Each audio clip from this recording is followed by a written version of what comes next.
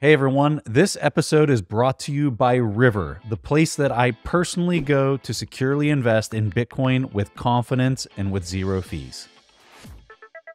We are on a path where, wars will be fought over control of those 53,000 blocks to secure that access. And if it's existential, then I believe the financial services companies and the sovereigns, as you've said, will move in hard. And they're not looking at the economic value of a block as the reward plus the fees. They're looking at it a completely different way. They're looking at it as infrastructure.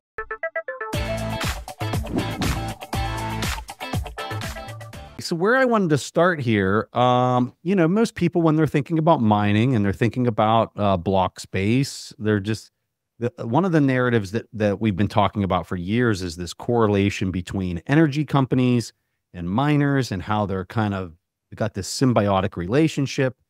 And which I know you agree with a lot of those ideas, but you're kind of ringing the bell, or kind of like really trying to make some other people understand that there's even another component to this, is the financialization of mining and derivatives, and really kind of this idea of like, what is block space?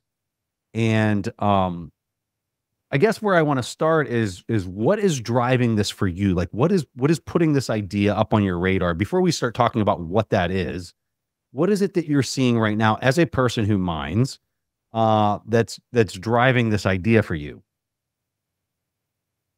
I have looked at where I have to take my company, to be successful. Mm-hmm. And there's a realization, I think, that most people associated with this have, that there was a fee dependency that would emerge as importance to the miners, right? I think if you're listening to this show, you probably know that the subsidy is going down and that over time, the miners will become more dependent on fees. So I've been putting a lot of thought into that for a couple of years, frankly, and I continue to kind of challenge myself to think about what changes. And there's, by the way, some obvious things that I think are kind of the first layer of thinking. It's kind of where I started. And I said, well, if we become more fee dependent, that introduces volatility.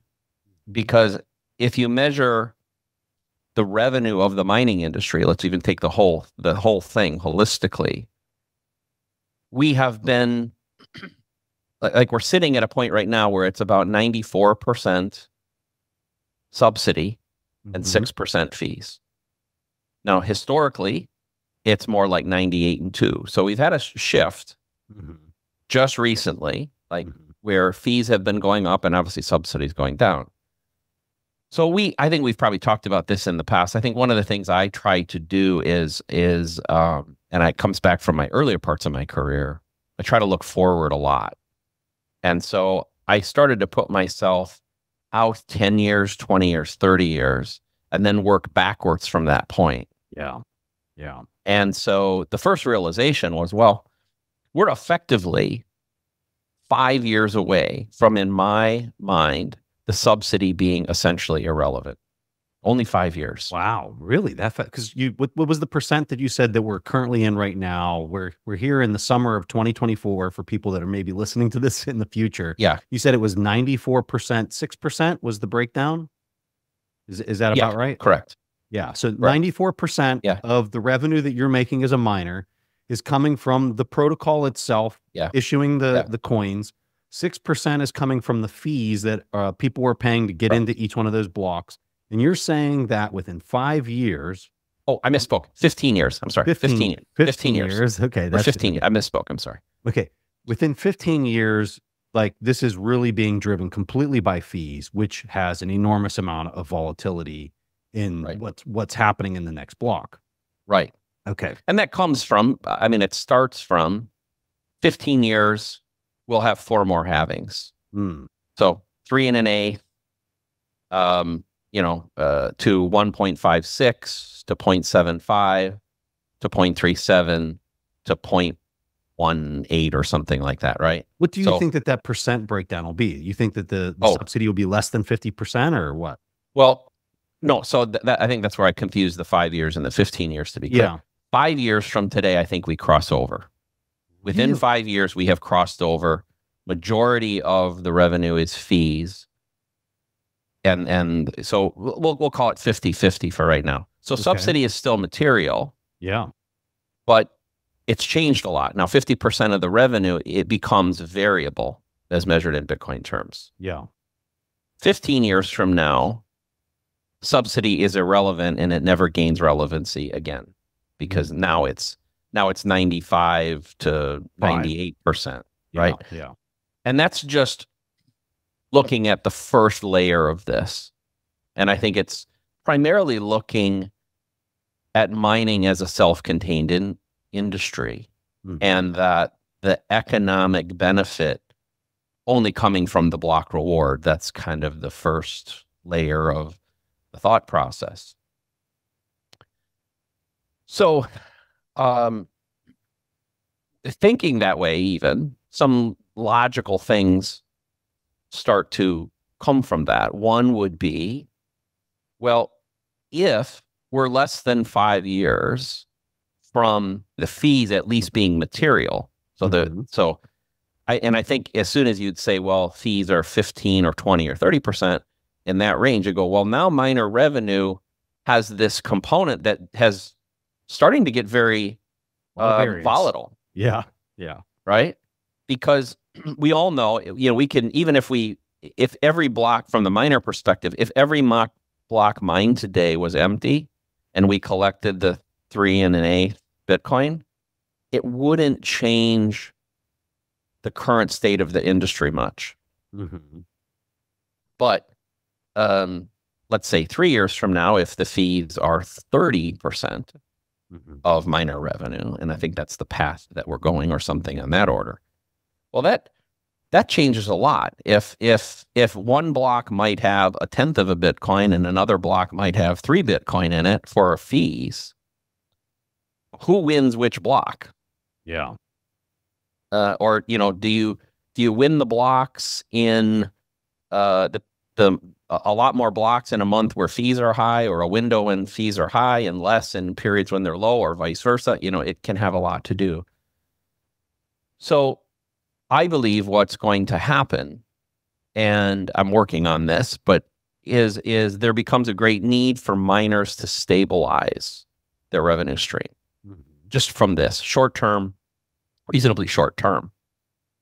There's a second side to that, which is if you are a user of Blockspace, you're a corporation that's maybe starting to transact in Bitcoin. Maybe you're just an active personal user, a high net worth person, a family office. You're trying to do a lot of movements. You also might start looking at volatility and fees differently than you do today. I think typical Bitcoiners, the typical attitude of a Bitcoiner is they have a need for a transaction that's current. They look at the mempool. They decide and make an economic decision at that point whether or not it's worth it or not. And if they don't, they might come back in a week or two and try again, but if there's urgency to the transaction, they bite the bullet and they buy it. But that's kind of like going on a vacation and getting all your hotel rooms by walking up to the front desk of the hotel and saying, I want a room, and then saying, oh, it's $400 a night. And you say, oh, I'll try the next one. And, you're kind of hopping around. And I think if you start thinking about Blockspace in a different manner, that it is a scarce commodity, keyword, it's a scarce commodity, and that it's finite. It's not just scarce, it is finite. And so if you're a business moving toward a world where your business will need to run on this, then it's logical that you would want to buy the block space now, that for the future, whether that's 2 weeks from now or 6 months from now. Tied to the calendar day, not necessarily the block height. Correct. Like if you're entering into some type of derivative of like, I want to pay this amount of fee on the 31st of December, you would define it in terms of the calendar year, not necessarily the block height. And then as the block height hits on that day, because you're closing out your accounting, your gap accounting or whatever, right? Okay. Yeah. I'm glad you picked that particular day, because I think what's going to happen in the future as portions of the world economy start to become more Bitcoin centric for tax purposes and reporting purposes and like those sort of things, I think we're going to find that quarter closes and annual closes are going to become extremely valuable. Getting block space in those periods is going to be very expensive, and you're going to have to reserve it way ahead of time. You're going to have a lot of companies that reset their calendar dates potentially with this in 15, they might. 20 years. Yeah, they might. You may have public companies. I remember Dell. I don't know if they still do, but back in my PC days, I remember Dell used to always close offset by 1 month, so they didn't use the standard calendar closes, and they had some advantages because of that. It would make sometimes reviewing things a little funky because their calendar period and the fiscal period were offset. Yeah. But yeah, that's certainly could happen. And it's not just closing books, by the way, and maybe we'll talk about this a little more, but it's also where a lot of deal making takes place. So if I am buying something, so a lot of times a company X has a bunch of inventory they need to sell before the end of the year. They want a balance sheet that looks better. Or they going out to the market and say, well, I'll offer some deals here. You buy my inventory and, make my cash on hand look better and my inventory look lower. I mean, those are very natural things for especially public companies to want to do, is, settle the year with their books in a good position. So, one way to approach that is to, again, look at block space as a commodity, with a natural market being a producer of block space, being the miners, and the consumer of block space being these type of organizations or people that we're talking on the backside. And it's very similar to, let's say, wheat.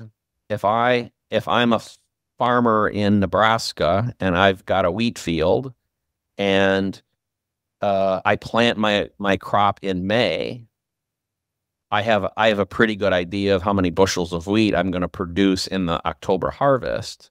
What do? I start maybe in May or June, maybe even before that, maybe even before I've planted it. I start selling part of the October harvest, right? So I may sell 20% of it at some price that I feel comfortable with. And now I've locked in, okay, that part of my harvest I know is right. And come July, I may decide to sell more of it. So by the time I get to October, there may only be 20% of the harvest that will get sold at market rate. Maybe none of it. So I don't think mining will be any different. So if we use a simple example, if I am a miner, there's about 150 blocks produced per day, right? So if I'm a miner with 2% of the world's hash, statistically, I'm typically going to produce 3 blocks per day. So given that, I can start looking into the future, and I won't sell 100% of it, but I can go into the future and say, hey, in October, or maybe even better, the last week of December, I'm going to offer 4 million weight units on, I might put a 3-day window or a 7-day window around it, by the way, probably not a 1-day window, just to be sure that I can do it, but say, okay, I'm going to offer 4 million weight units. It is 37 sats per VByte. And so I offer that to the market. A consumer of that, a financial institution, a big corporation might come in and say, okay, I will buy that. And now we've locked in this 37 cents per VByte, or 37 sats per V-byte, I'm sorry, for that window. Now, as time goes by, if that consumer starts seeing that they don't need all that, maybe they can sell half of that contract off to somebody else, or they decide they really don't need it. Well, there's going to be a whole market, I believe, of speculators, natural derivatives market, right? Of people buying and selling these things.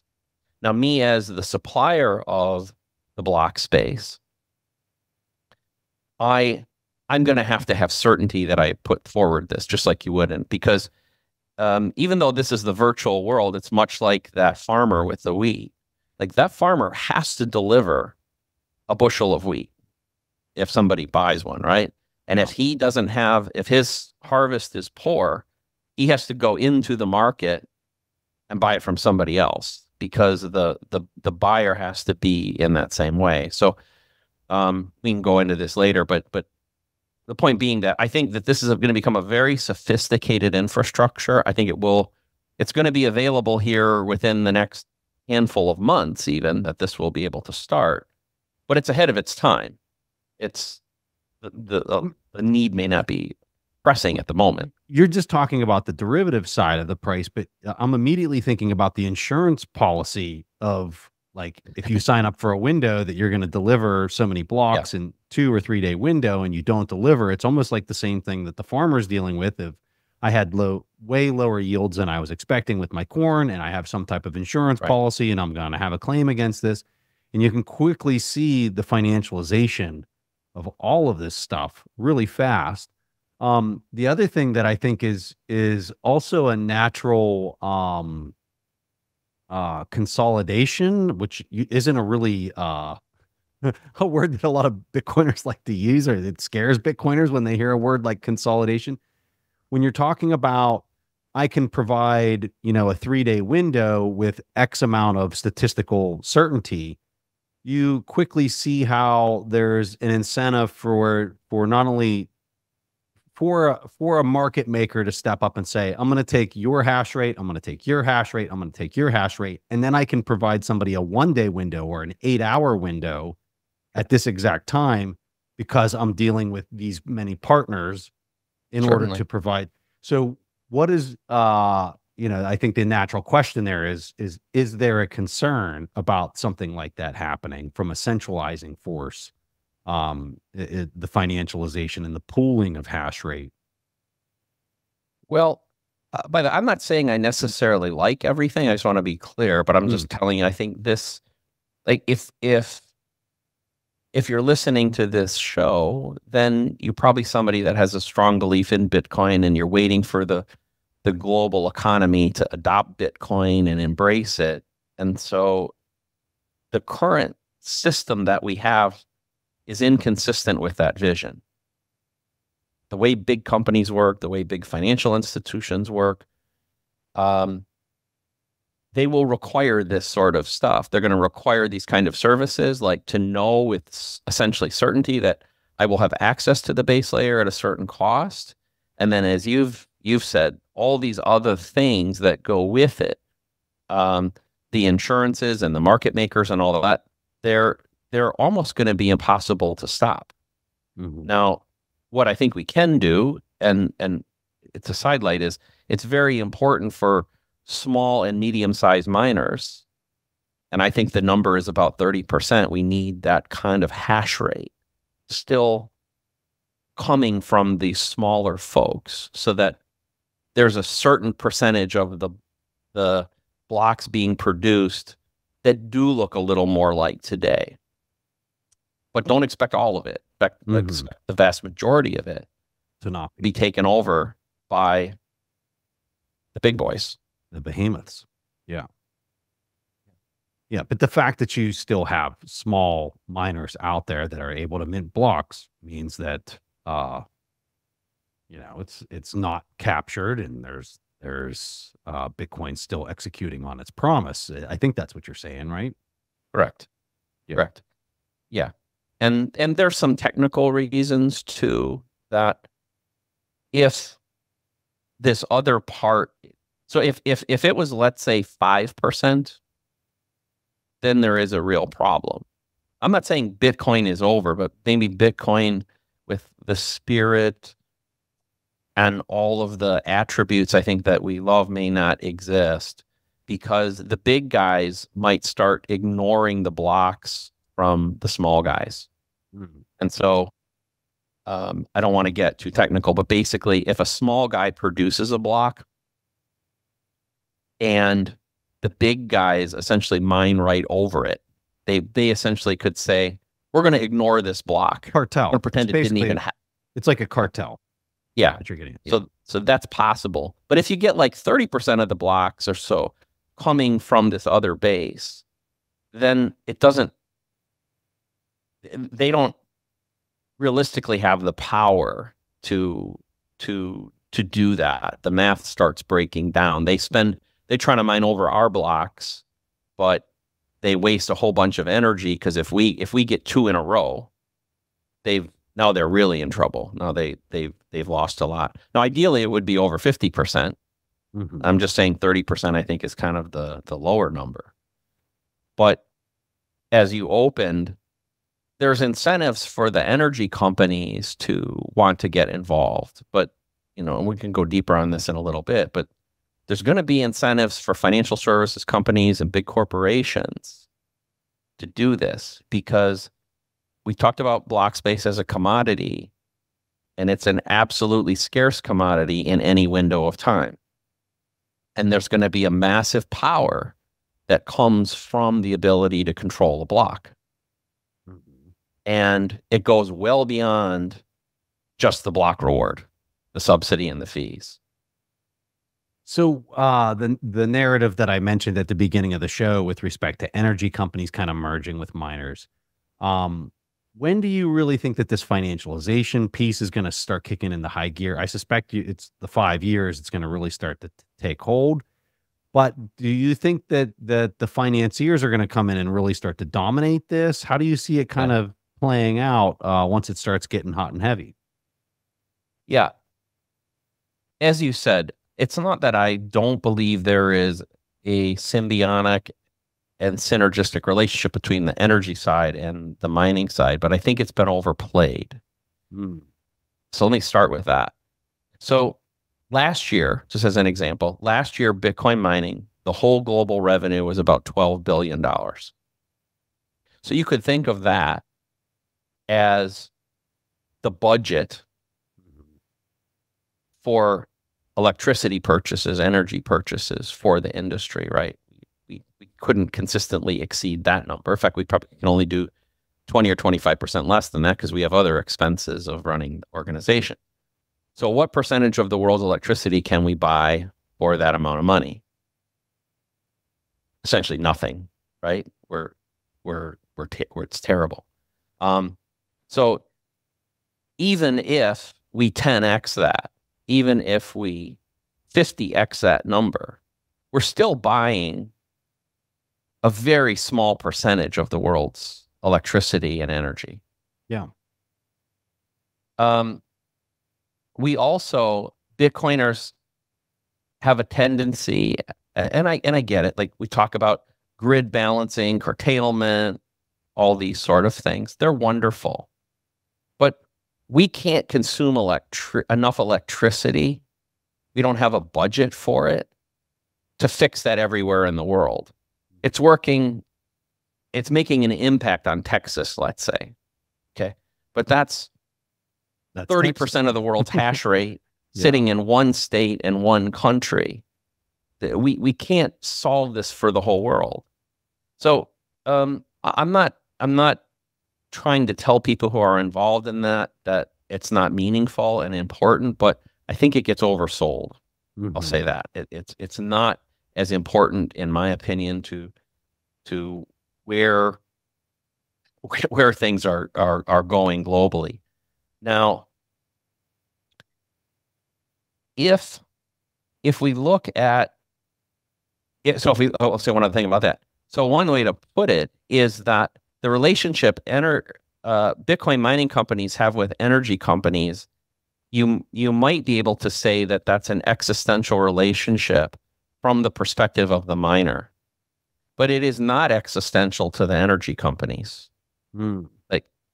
Like they really, whether they have Bitcoin or they don't, it won't likely move a major piece of their long-term business. Yeah. Now let's look at the other side. The reason I said all that was, now let's look at the other side.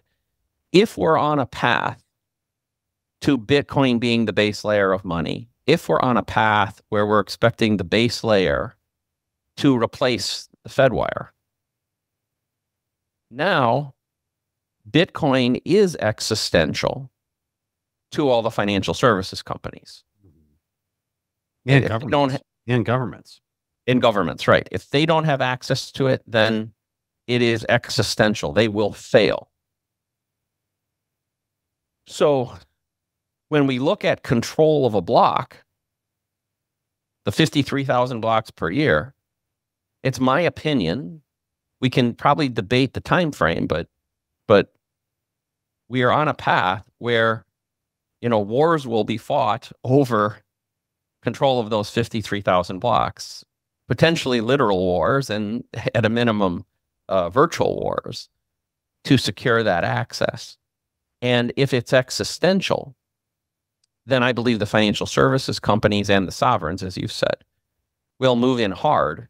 And they're not looking at the economic value of a block as the reward plus the fees. They're looking at it a completely different way. They're looking at it as infrastructure. Access to exchange energy with foreign partners or companies or whatever, large entities, right? Yes. Yes. And I believe there will be alliances. I think I sent it to you in one of the emails. I learned something a long time ago. It goes back to the early 90s, actually 1990. So I had just left Zenith in the personal computer days. For those who are hearing me the first time, I come from the personal computer industry, and I had done a lot of the early design work in the early days of the personal computer industry, and I did a startup in 1990, and we got funded by a company called Mitsui, which you nodded, Preston, maybe you've heard of them. Yep, I do. So, and to put it in perspective, a lot of people in the West probably haven't heard of them, but they are virtually the exact same size as Bank of America. So in terms of the assets that they hold, but they are structured in something called the Keiretsu that I learned. So they funded my company. They did a $15 million investment in my company in 1990, which was a lot back then. It was a big deal to raise that much money. That's a lot of money these days. Yeah, it is. It is still meaningful. Yes. And so it was to design a new class of laptop computer. But part of the deal was, at the beginning, me and a couple of the other key members, we had to work inside the Mitsui offices. And that was in Chicago, suburb of Chicago, Skokie, Illinois, actually. So we worked in those offices, and the office was just filled with Japanese guys. Almost all the guys were imports from Japan, working locally and cutting deals here in the US. But I got to see how they worked and their culture and their system. And one of the things I learned from them was the way a Keiretsu works, which is what Mitsui is. So the way it works is this. So Mitsui is a massive financial services company. They have kind of all the banking and financial services that you'd expect from any big boy sort of institution. But they also own parts of a whole bunch of companies, 5%, 8%, 11%. And these are companies like Toyota and Asahi Glass and Sanyo Electronics and like these sorts of things. At the time, those were like some of their investments. So what was interesting was like in that case, they had Sanyo Electronics, they had Asahi Glass, and they had Kikkoman soy sauce, the Kikkoman brand, that time period. Well, what was interesting, what I learned was they own parts of all three of those companies, but each of those companies owned a small piece of each other as well. So if you go into a cafeteria in a Sanyo production facility, it's all Kikkoman soy sauce. Okay. Kikkoman soy sauce bottles all come from Asahi Glass. You walk into their offices, their Sanyo branded computers running everywhere. So what they're doing is creating this economy, Yeah, with built-in customers, and they're all independent. So they have enough independence. If they really didn't want to buy Kikkoman soy sauce, they want to buy a different brand, they could. But they almost never did because, yeah, one, they would get a good deal, and two, they just have this. So in the future, what I would see is, for instance, Mitsui providing Blockspace access to all the members of its Keiretsu on a preferred basis. That being a member of that Keiretsu would come with this privilege. And it may be at a fixed cost. It may be like, hey, this year, guys, it's 10 sats per V-byte. That's the price for the year. And Mitsui may own 1% of the world's hash rate, and they'll service everything in their community first, regardless of how much people are offering fees from other places. It doesn't matter to them because their economic interest does not come from the fees and the subsidy. Their interest is in supporting these companies. yeah. And I think, yeah. Longer term business relationship and self-reinforcing kind of nature. I love that. It's awesome. Yeah. But what it does is, if I can interrupt, it changes. So I think part of the opening here, what I'd like at least to encourage people to do, is not just think about the value of a block as that subsidy but fee, but also what is the economic value of all the transactions inside the block, especially to whomever is mining the block. Okay, so pull on that thread. Help us understand that. Okay. So, all right.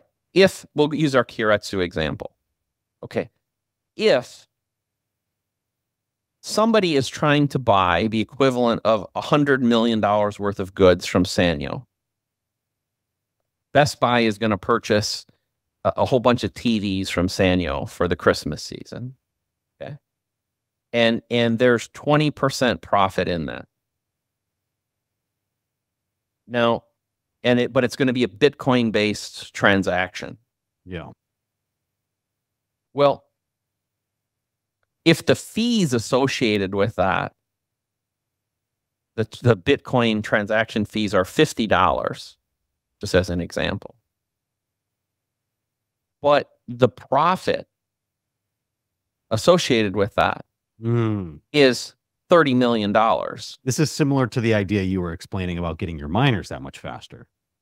Yes, it's very similar. Exactly. Yes. It's the time value of that. Yes. And it may be extremely important because they're not going to start all the supply chain, right? Like until that money lands from Best Buy, like they're not going to go buy capacitors and resistors and diodes and other things. Like that's a big deal.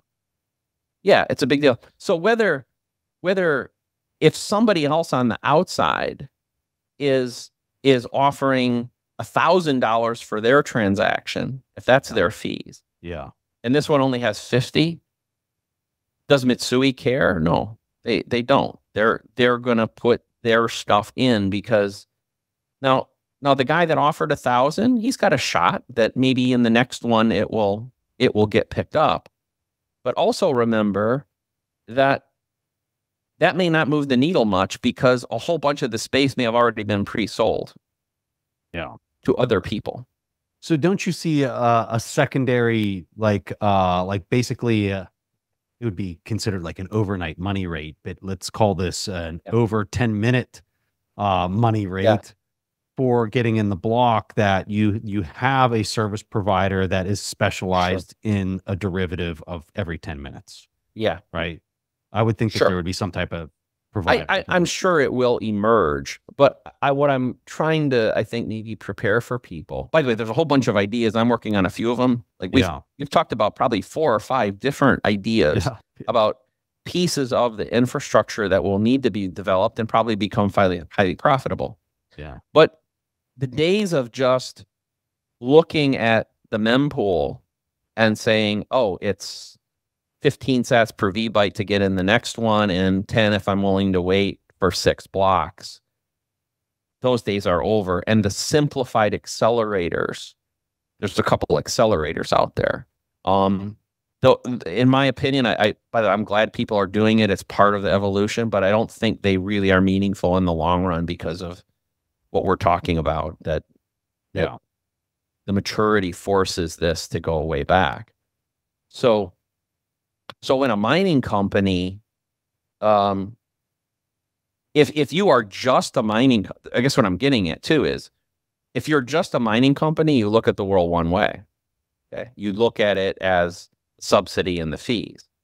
If you're a financial services company, you look at the block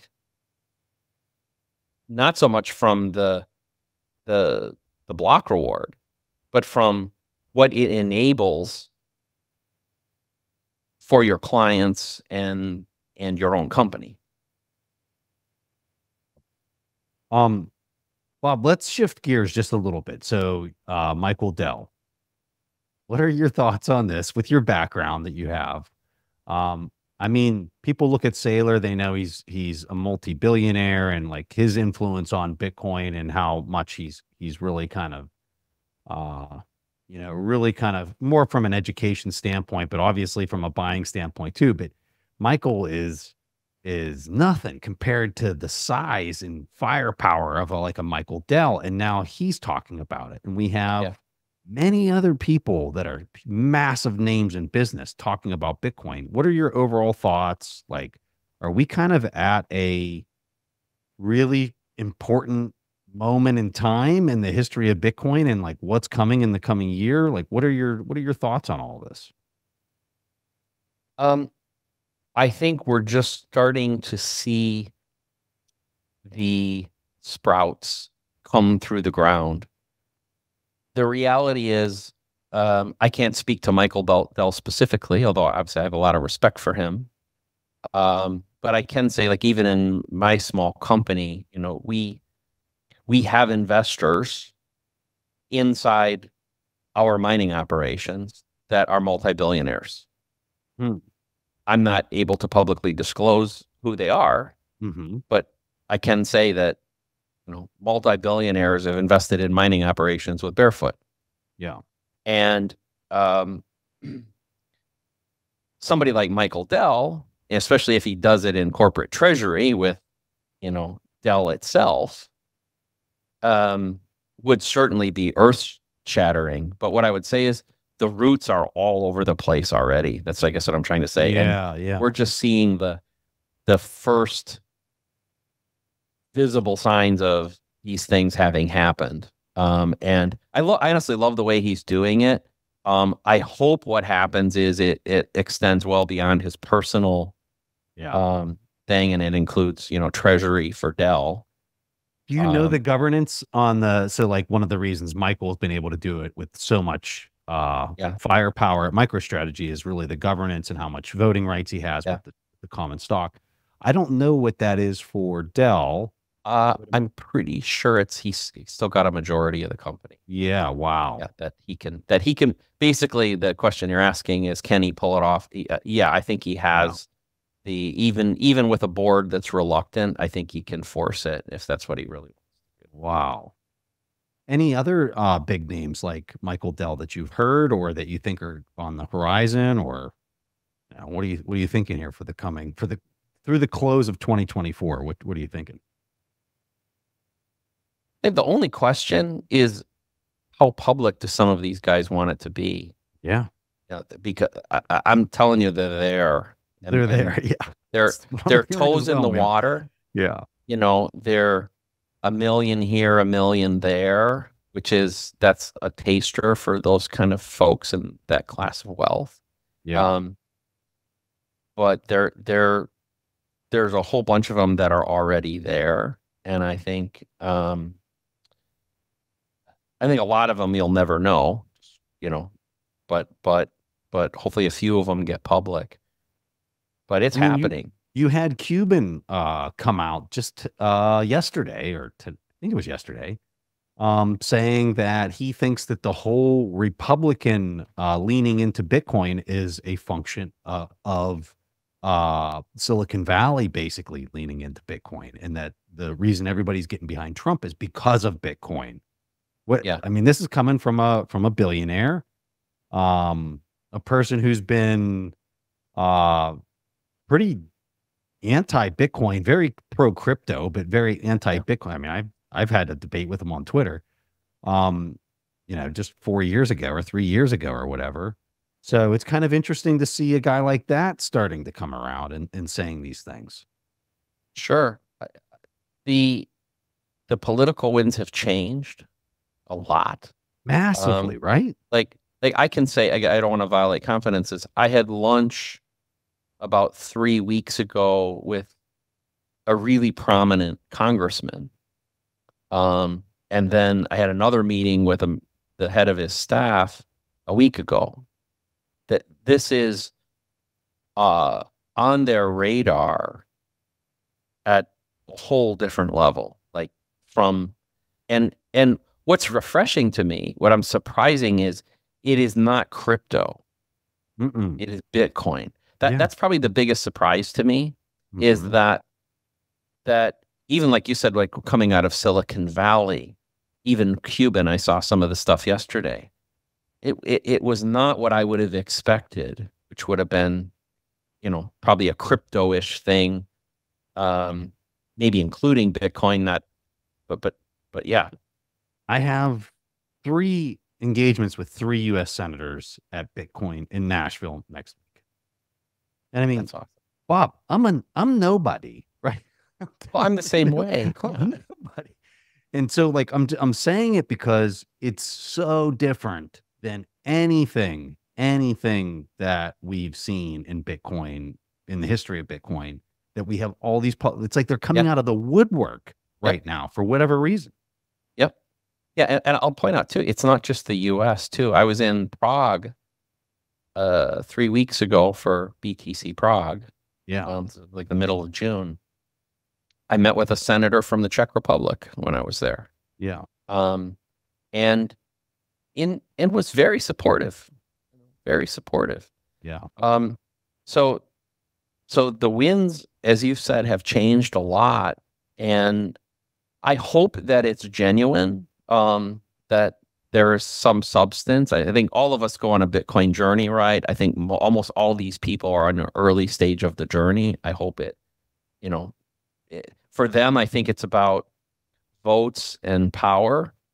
For a lot of early Bitcoiners, it's about number go up, and then we, after we go through that phase, we usually find the ethos and the other things. I hope the same thing happens for them. But we've seen, look at Larry Fink's interview. Was that last week? Yeah, on CNBC, right? Oh my goodness. That was crazy. And now even this rumor of Trump saying, well, if I'm elected, I want Jamie Dimon to be the Secretary of the Treasury. Yes. Well, I mean, I don't. One of the most common questions I get asked from family and friends is, Preston, where do you personally buy your Bitcoin from? And the answer is really simple. I buy it on river.com. Not only can you easily buy Bitcoin with 0 fees on recurring orders, you can have peace of mind knowing Bitcoin on River is held one-to-one in multi-sig cold storage, all while being fully licensed and regulated in the United States. Plus, their relationship managers are US-based and available by phone for you or your business. Additionally, River has built their own infrastructure from the ground up, which means they don't rely on third parties to function like other Bitcoin exchanges. River also just created a new feature not found anywhere else called River Link. It allows you to send Bitcoin over a text message to easily orange pill your family, pay a friend for dinner, or send a gift. There's a new standard for investing in Bitcoin, and River is setting it. Go to river.com/fundamentals and get up to $100 free when you sign up and buy Bitcoin. That's river.com/fundamentals. In a world where convenience often compromises security, many investors settle for solutions that do not fully meet the demands of Bitcoin security. That's where the Bitcoin Way comes in. Offering a personalized white glove service, they will guide you through every step of the way to achieve full self-custody, ensuring you adhere to the strictest self-custody standards. Their experienced team helps establish robust security practices that cover all aspects of self-custody, cybersecurity, and privacy. Their ultimate goal? To empower you to become fully sovereign. Beyond securing your Bitcoin, they also offer services such as inheritance planning, Plan B strategies, assisting in relocating to Bitcoin-friendly locations to further enhance your sovereignty, and much, much more. Take the first step to true financial independence. Visit thebitcoinway.com/TIP to schedule your free consultation call. Don't delay in securing your generational wealth the right way. Opt in for security over convenience and protect your future. Your family line will thank you. But it's to the point. It's to the point of it's such a 180 from like what we were. I mean, he was in Davos just what 6 months ago. Yeah, literally said on camera, "I'm never going to talk about Bitcoin ever again." Right. And now you're seeing these headlines, and Trump literally saying that he's changed his opinion on Bitcoin. I mean, it's just also weird. It's also fast, and I'm just kind of like. And I think the knock-on effect for me is this is happening in the United States. So what's going to happen in all these other countries that are kind of looking at the U.S. from the lens of, well, if they're doing this, well, we need to have some type of point of view or position on this if they're leaning into it, is what I suspect we're going to start seeing the knock-on effects. I would assume you agree. Yeah. I definitely agree. If Trump takes the move, again, Twitter, for whatever it's worth, the things about, Trump's going to announce it's part of the strategic reserve, and I don't know. That would have a pretty dramatic, crazy global effect. And this is a rumor for people that are listening to this. And there's a rumor that he's going to come out with that announcement at the Bitcoin conference. He's going to come out and say that he wants Bitcoin to be part of the strategic reserve of the country. Now, whether that happens, I have no idea. These rumors, who knows what's real? But yeah, I mean, but that would be like a shot heard around the world if I would think that would make mainstream news everywhere. Well, he also made a statement. This goes back a couple weeks. Actually, it was while I was in Prague, and he said he wants all the remaining Bitcoin to be mined in the U.S. The last part of the subsidy. Now, I don't even want that, but if he aggressively said, "Hey, this is a sovereign issue," much like because that's what he is saying indirectly, right? That's what he is saying. Yeah, and so they certainly have the capability of making something close to that happen. The U.S. could mine a massive percentage of it, and I think some others in the world would respond to that.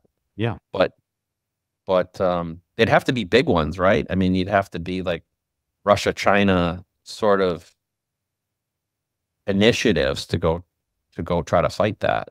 So I had this conversation in the last interview that I had, where we're talking about AI and we're talking about the energy that's required to run all these models, and especially if you're going to continue to expand them and make them more powerful, you need tons of power and energy to plow through these models. And when you're looking at maybe a country that doesn't have any type of grid infrastructure or power, Bitcoin becomes this thing that solves the chicken and egg problem for these countries that want to try and play in that space. And I think everybody is going to want to try and play in that space, especially if models are very centralized and controlled and biased towards certain learning. If you're a small independent country and you want to have your own models or whatever, like, you got to have the energy to build them out.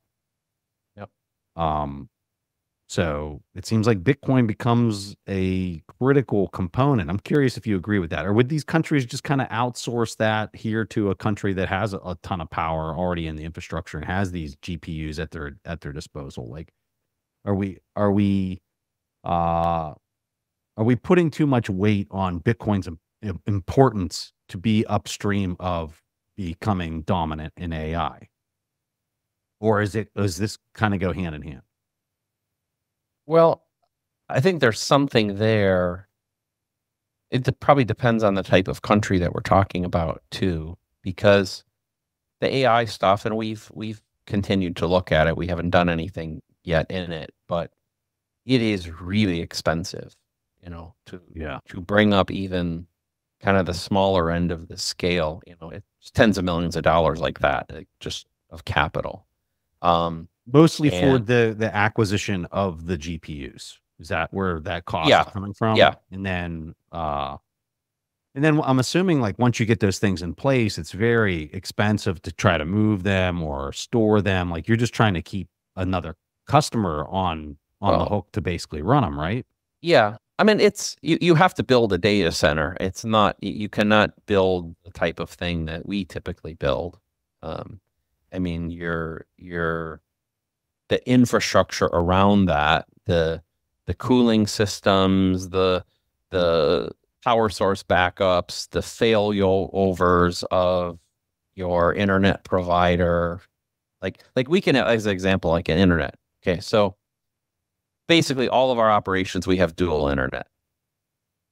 And if what we do is we have failovers, so like if we're running an operation and we lose one of the internet connections, which happens sometimes, the second one does fail over and take up the missing link. But it's honestly a pretty inexpensive solution. We buy a solution for, let's say, hundreds of dollars that lets us do that. There are situations where it might fail. And if they do, we have to have a technician go and kind of fix it manually. And if that happens, we might lose hash power on a block or two. Not good, but not that much. Or we could spend tens of thousands of dollars on a much more sophisticated solution that would make that sort of stuff almost impossible to happen. But we can't justify that level of solution because what we're doing just doesn't have, again, if we lose cost, the opportunity cost of a block, maybe it happens a couple times a year at most. So, okay, so the AI guys can't do that they need a whole different level of solution. I think what will more likely happen is that in the US, any big energy that is available, what I'm talking about is a concentration of a large amount of energy, 50 megawatts, 100 megawatts, a bigger number, that typically recently have only been the target of Bitcoin mining, are going to get usurped by the AI guys. They can pay more. They can pay a lot higher price. So they're not as sensitive to the cheap energy. They're more sensitive to where does the infrastructure even exist to basically run this through without turning everything else on that particular grid off. Is that properly characterized? Okay. Got it. Okay. However, in places where either the grid is less stable or, some country where the grid is less stable, Ethiopia, so let's say as an example, Nigeria, a Central American country, or where the energy is stranded and the person running the mining operation is also the power producer. For instance, like if we have a stranded gas site somewhere, well, those generators come down for maintenance. We have to change spark plugs and change oil and do all those types of things, right? Just as I said before, it's not a big deal if we're off for a little bit. We build that into the business plan. We know how often that's going to happen.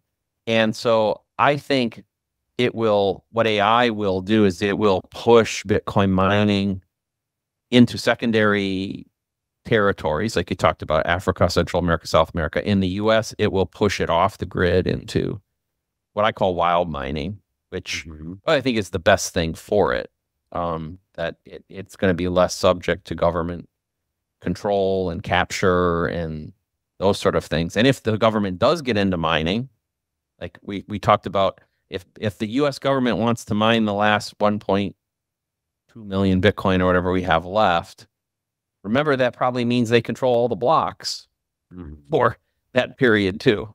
It's not just that they're acquiring the Bitcoin, they're acquiring a whole bunch of access to the block control. And they're going to want OFAC compliance. They're going to have blacklists. They're going to have whitelists. They're going to have things that Bitcoiners don't like. So having some part of the infrastructure that can run independent of that is going to be really important. And the power of those lists, because people hear you say that and they're wigging out, but the power of that list isn't that they can fully stop a transaction from happening. They can just punt it and kick it way further out than what maybe somebody would like. So you might be accustomed to being able to get right into the next block, but maybe in this world 20 years from now or whatever, you might have to wait 2 months before your transaction, even though you're paying a very high fee, gets included. Is that properly characterized, or how would it could potentially be worse? Really? Okay, so go into that. Yeah. So let's take an extreme example. Okay. So organizations which are maintaining these blacklists, let's just say, have 99% of the world's hash rate. Just pretend that. 1% is, quote unquote, the good guys. So along we go and we start hashing. 1 of every 100 times the good guys win.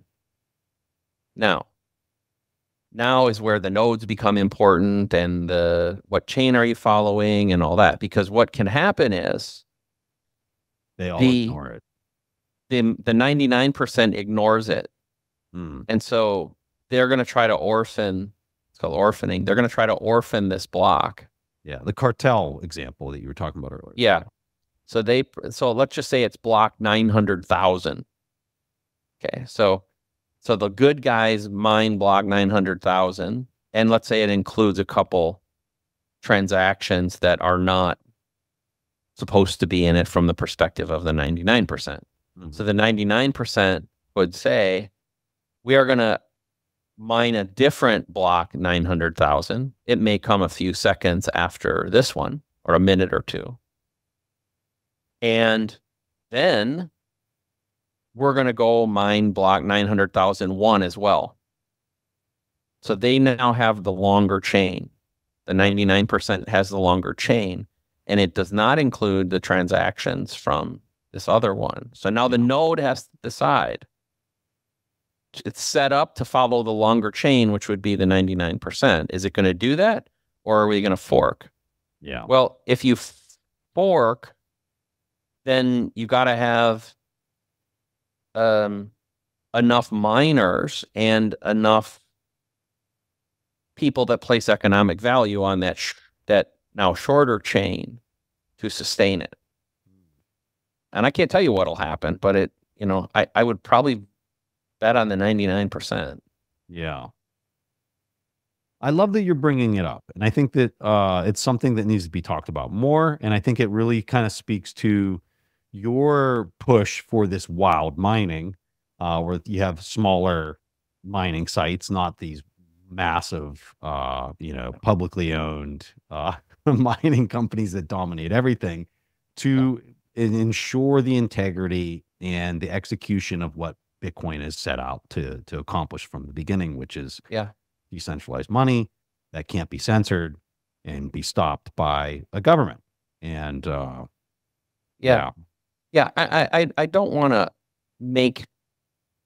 just sit here and spew things that make people afraid, but I think that it's important to know what could happen, but also to know that it's 100% avoidable. We just have to support those efforts that make this decentralization take place, and that's hash rate diversity, especially privately held, what I call wild mining is the best. We need block template decentralization, and I'd love to see things like ASIC decentralization, and there's other things, and some of us are working on some of those things too. But it's why, like for me, I'm working on an ASIC project. I'm invested in a pool. You were at our launch for Ocean. I'm working on the Blockspace derivative product. I'm working on a lot of these things because I believe they are, if we develop them now and we do it right, we can do it in a way that promotes the decentralization. If we wait too long till we see the threat and we feel the threat, well, it's too late. Yeah. Bob, I love these conversations. You always teach me so much. If people want to learn more about you, or just hit a link after they're done in the show notes, where do you want them to look? Barefootmining.com is where you can learn about Barefoot. I'm on Twitter at boomer_BTC. If I could too, but before I sign off, just 30 seconds. When I was on your show last time, it was like six months ago or so, whenever that was. I talked about our ASIC project, which is a group called M5ers. So I did want to let you know that project is alive and well. Wow. We're about to close our seed round, and with, I can't say with whom, but we've got a phenomenal investment partner from the semiconductor industry. Wow. That we're working on our foundry relationships. We very confident we're designing to 2 nanometer. So for that, basically, wow. We're pushing the edge there. For those of you geeking out in the mining industry, we're very confident as we get into, it'll be a year or so still to get to market, but we'll bring it down into the sub 10 joules per terahash in terms of energy efficiency, hopefully way below that. So anyway, I want to let you know that that's going. I've had a few people, we mentioned it on the last show, and yes, some people have asked me about it. So that's what I can tell you about that project. And wow. Also my verifiable random number project is alive and well. If people want to play around, they can go to chaosengine.com. It's still in beta, but you can see it work. And if you ask on that website, you ask it to flip a coin or something like that, that on the back end there's an S19 that's doing the horsepower behind that. So anyway, that project, and there's a whole bunch of tentacles of that project, maybe for another time. But well, this is important. So if you're hearing all that and you're like, wow, all that stuff sounds really interesting, but I don't necessarily know the full extent of what he's talking about, I'm going to have a link to our first conversation in the show notes. Definitely check it out, because we covered some really interesting stuff that's typically not talked about too much, at least in my opinion, in this space. So we'll have the link to that discussion in there as well, so you have a little bit more context on some of those ideas. But Bob, thank you so much for coming on and making time and just keeping us educated on all this stuff. It's amazing. Well, thanks, Preston. I love you. I love your platform, and thanks for having me on. Thank you, sir. Sometimes people think that if it's a heater mine, then some electricity or some electric energy is going to go into heating and some is going to go into mining. That's incorrect. Whatever goes into mining turns into heat. The energy doesn't disappear. It changes form. So electric energy becomes heat. You're using a valuable resource, energy, for 2 things at the same time.